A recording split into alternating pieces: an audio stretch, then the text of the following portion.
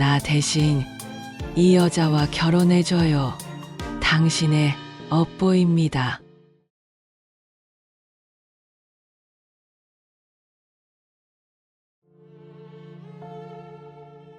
제가 이 카메라 앞에 선 것은 50년의 결혼 생활 중 30년이라는 세월이 위선으로 가득했단 사실을 고백하기 위해서입니다. 저는 한때 존경받던 고등학교 교사였습니다. 아이들을 가르치는 것이 제 삶의 전부였죠. 하지만 30년 전 제가 담임을 맡았던 반에서 끔찍한 학교 폭력 사건이 터졌습니다. 저는 사태를 미리 알았지만 교사의 명예를 지키려 했습니다. 조용히 해결될 거야라는 비겁한 생각으로 사태를 외면했죠. 결국 피해 학생이 극단적인 선택을 했고 저는 모든 책임을 져야 했습니다. 교단에서 내려온 그날 저는 삶의 의미뿐 아니라 당당했던 남편이라는 자격까지 잃었습니다. 그렇게 저는 조직에서 물러난 후 30년 세월을 아내에게 기대어 살았습니다. 그러던 어느 해 봄이었습니다.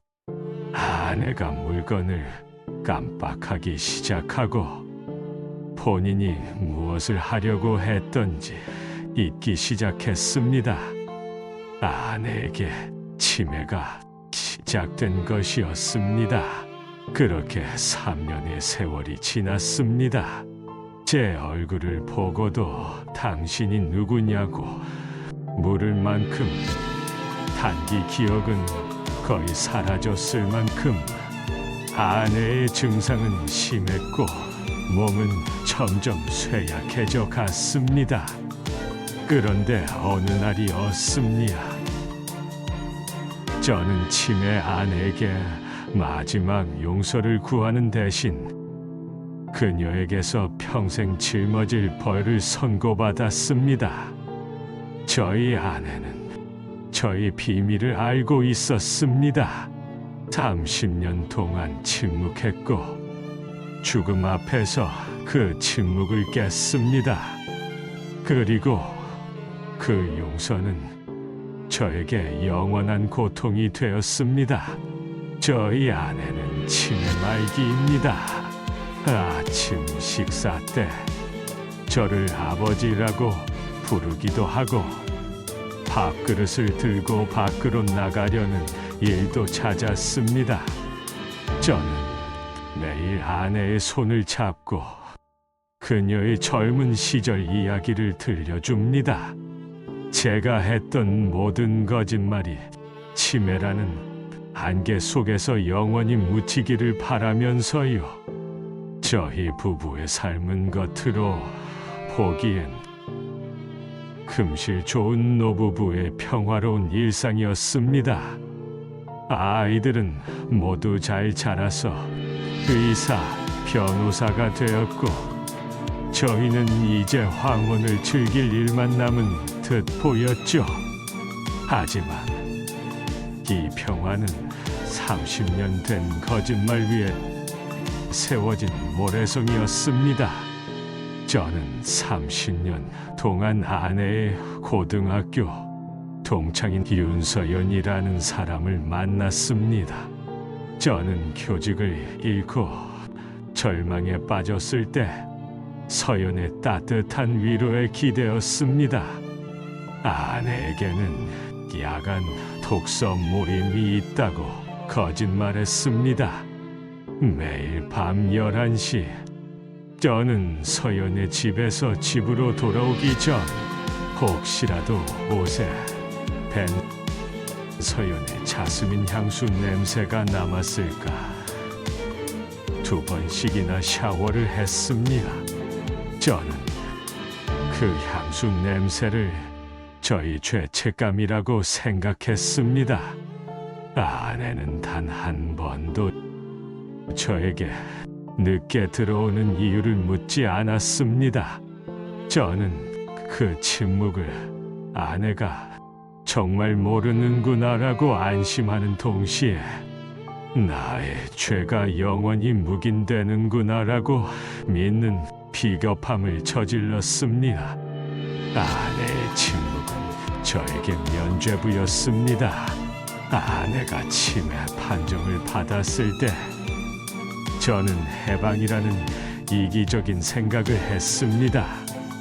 제 분류는 영원히 봉인될 터였으니까요. 저는 서연에게 이별을 통보했습니다. 이제 아내를 간병해야 한다. 더 이상 당신을 만날 명분이 없다. 서연은 울면서 떠났지만 저희 속마음은 이제 죄책감 없이 아내에게 충실한 남편 연기를 할 수 있다는 안도감이었습니다. 하지만 치매는 이상하게도 특정 감정이나 냄새에 집착했습니다. 아내는 제 외투에서 나는 낯선 향수 냄새에 자주 코를 킁킁거렸습니다. 여보, 이 향기 좋다. 누구 향수예요? 라고 물을 때마다 저는 심장이 철렁 내려앉았습니다. 그때마다 저는 친구 아내가 뿌린 냄새라고 얼버무렸습니다. 아내가 향수 냄새를 물을 때마다 저는 마치 영혼이 발가벗겨지는 기분이었습니다. 일주일 전 아내가 아주 맑은 눈빛으로 저를 바라봤습니다. 마치 치매가 한순간에 사라진 것처럼. 여보, 나 마지막으로 데이트하고 싶어요. 저는 기뻤습니다.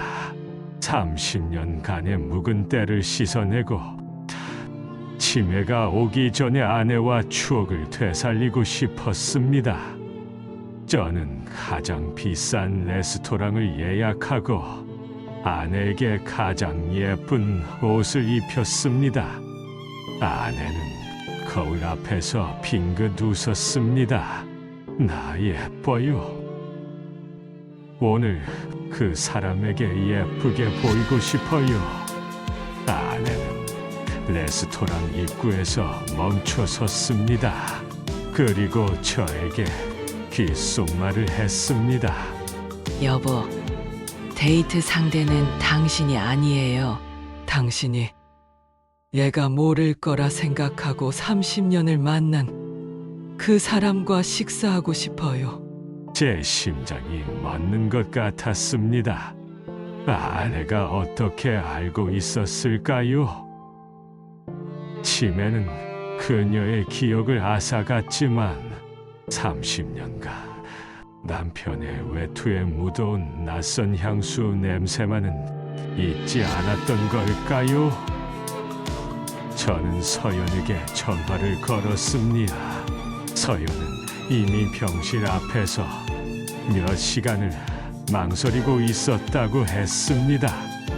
아내는 저와 서연의 관계를 이미 오래전에 알고 있었고 치매에 걸린 후 이 마지막 순간만을 위해 모든 것을 준비했던 것입니다. 그날 레스토랑의 한 테이블에는 세 사람이 마주 앉았습니다. 저 아내 그리고 서혜연. 아내는 치매 환자 특유의 해맑은 미소를 지으며 서연에게 말했습니다. 당신이 우리 남편의 행복이었군요. 고마워요. 이 사람은 평생 저에게 미안해했어요. 당신은 그 미안함을 덜어준 사람이에요. 아내는 마치 세상의 모든 고통을 초월한 성인처럼 보였습니다. 저는 숨을 쉴 수가 없었습니다. 아내가 저희 위선을 용서하는 이 잔혹한 상황이에 저는 테이블에 고개를 묻고 오열했습니다. 아내는 저를 보지 않았습니다.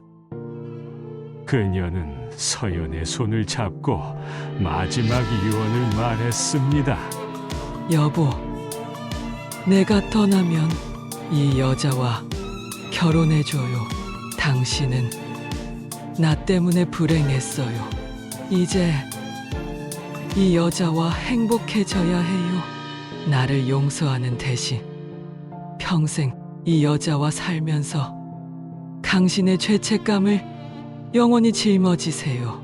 아내의 유언은 저희 죄책감에 대한 가장 숭고한 용서이자 가장 끔찍한 벌이었습니다.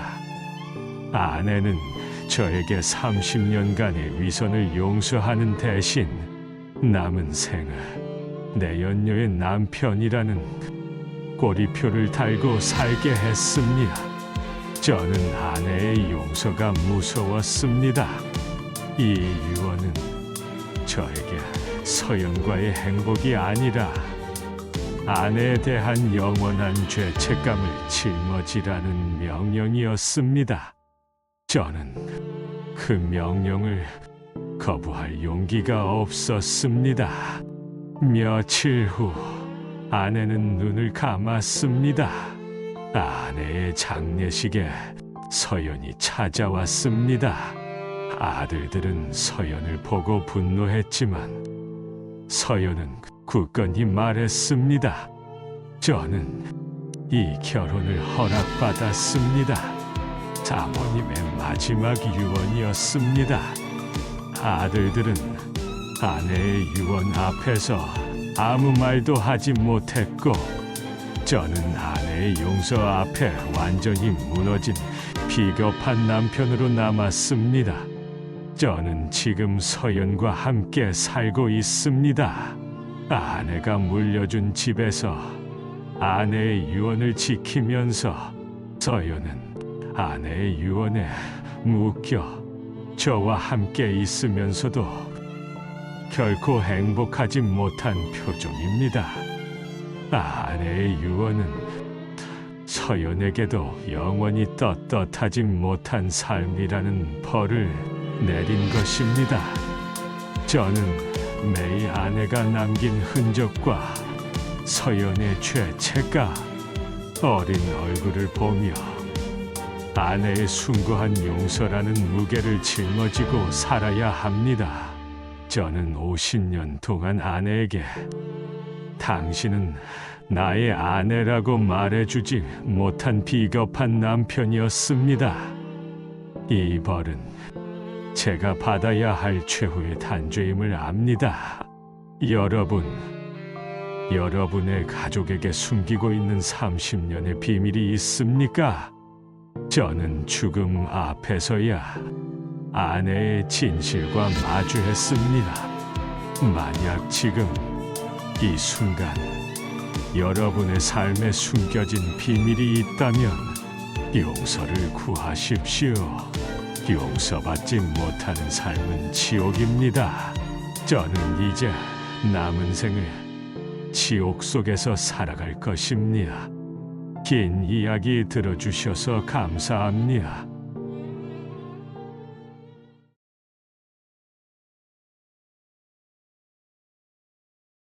이 남편의 후회에 공감한다면 지금 바로 좋아요를 눌러주십시오. 그리고 여러분의 배우자에게 당신이 나의 전부라고 말해주세요. 저희 채널은 다음 사연을 통해 가족의 진정한 의미를 계속 찾아나가겠습니다. 구독과 알림 설정도 부탁드립니다.